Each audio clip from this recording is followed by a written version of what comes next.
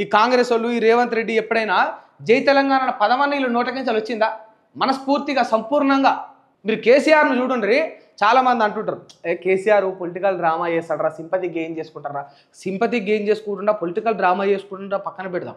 But at least మన పదాన్ని, మన ప్రాంతాన్ని, మన యొక్క రాష్ట్రాన్ని మనసారా పలుకుతూ ఉన్నాడు ఆ పేరును. అది చూడాలి కదా. ఏమి పలకొనోడి కంటే పలకొనోడే బెటర్ కదా. ఇంటెన్షన్ పక్కన పెడదాం. ఏం ప్రొజెక్ట్ చేస్తుండో ఇక్కడ చాలా ఇంపార్టెంట్. తెలంగాణ అన్న పదం వీళ్ళ నోట్లకించి రాదు. ఒక్కనాడన్న కాంగ్రెస్ వాళ్ళు జై తెలంగాణ అనగా చూసినామా? రేవంత్ రెడ్డి గారు అంటుర్రు అసలు జై సోనియమ్మ, జై కాంగ్రెస్ అట. ఎవరికి జై కొడతా ఉన్నారు? రాష్ట్రాన్ని ఖ్యాతిని తగ్గిస్తూ ఉంటారు. రాష్ట్రం పేరు ఉచ్చరించడానికి కూడా మీకు మనసు దరియదు.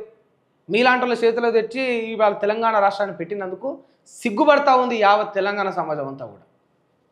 వీళ్ళు ఏదో అన్నారని కాదు, కానీ మనం చూద్దాం చెప్పుకుంటారు. ఎవడైనా వాడు రాష్ట్రాన్ని వాడు తక్కువ చేసుకుంటాడా?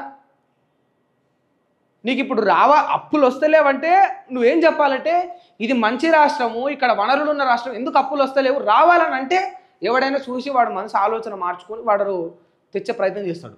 వాడు వస్తలేడు, నువ్వు దాని తగ్గట్టు ఇదంతా ఉత్తదే అంటే వచ్చినాడు కూడా రాడు కదా. ఆడ అట్నుంచి అంటే ఉరుకుతూనే ఉంటాడు. ఇక గసంటి పరిస్థితి తీసుకొచ్చారు. రియల్ ఎస్టేట్ పడగొట్టిరు, సరిపోయింది. ఇల్లులు ఊడగొట్టిరు, సరిపోయింది. ఆటో అన్నలను మొత్తం హైదరాబాద్లో ఉన్న వాళ్ళని అందరిని ఆగం చేసిరు, సరిపోయింది. ఎవరిదన్నా మాటకి ఎక్కడన్నా ఆటో వాళ్ళు వీళ్ళు తెలిసిన వాళ్ళు ఎక్కడో కలిసిరు అనుకో, ఇక వాళ్ళు బూతులే తిడతారు. వాళ్ళ ఆవేదన అదంతా కూడా.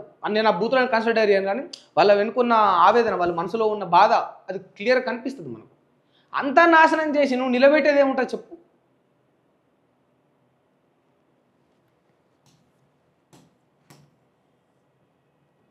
ప్రతి రూపాయికి లెక్క చెప్పాం. సూర్యాపేట జిల్లా పాలేరు గ్రామంలో 15 కోట్ల వ్యయంతో నిర్మించనున్న సూర్యాపేట అశ్వారావుపేట జాతీయ రహదారి అభివృద్ధి పనులకు రాష్ట్ర మంత్రి పొంగులేటి శ్రీనివాసరెడ్డి శంకుస్థాపన చేశారు. ఈ సందర్భంగా మంత్రి మాట్లాడుతూ రాష్ట్ర ఖజానా ఖర్చుపై అసెంబ్లీలో పూర్తి వివరాలు ప్రజల ముందు ఉంచినట్టు తెలిపారు. ఏం పూర్తి వివరాలు పెట్టిరో ఎవరికి తెలుసు. రేవంత్కు ఒక్క క్షణం కూడా సీఎం పదవిలో ఉండే అర్హత లేదు. వెంటనే రాజీనామా చేసి ప్రజలకు క్షమాపణ చెప్పాలి.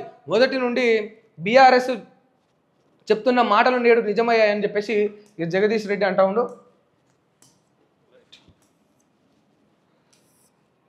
నేడు హైదరాబాద్, వైజాగ్లో మాక్ డ్రిల్స్, కేంద్రం కీలక ఆదేశాలు.